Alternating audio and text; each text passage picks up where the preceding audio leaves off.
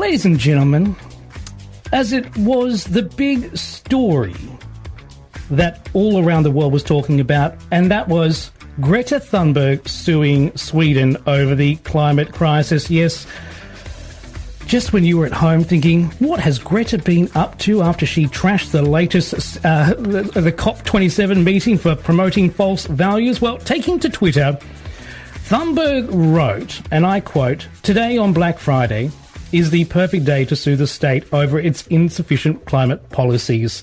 So that's what we did. See you in court," end quote. Now, I know this was last week, but I couldn't not bring it up because it's a big story. And, you know, we do like to take a look at what's going on with the activists here on the Troy Murphy Show. She was not alone. She was joined by 600 other plaintiffs in a lawsuit against Sweden as they attempt at a cheap and trashy grab for cash. Or were they being serious? That is the question. All who are part of the lawsuit claim that Sweden's climate policies violated the Constitution along with the European Convention of Human Rights.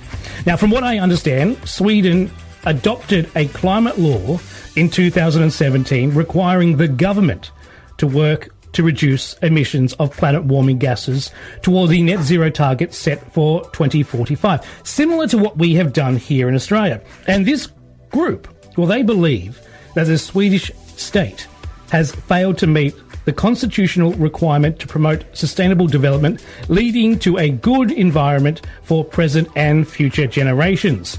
So let's make this relevant for us here in Australia.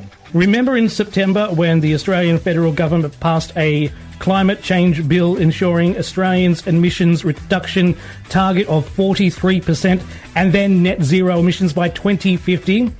Well, what happens when those targets are not reached?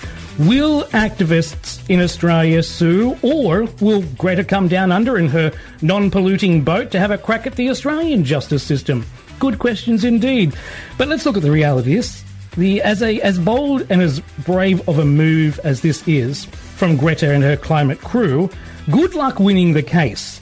Imagine the precedent it would set for being able to sue a government for not keeping a promise it made, and the historical back case can of worms it would open. Absolutely crazy. I think we should file this story under as in what